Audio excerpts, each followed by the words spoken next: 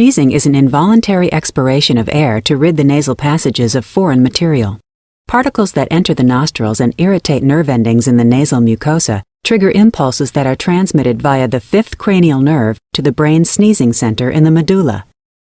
This sets off a respiratory response. Rapid inspiration fills the lungs, the epiglottis and vocal cords close, and the muscles of exhalation in the chest and abdomen tighten in a spasmodic contraction.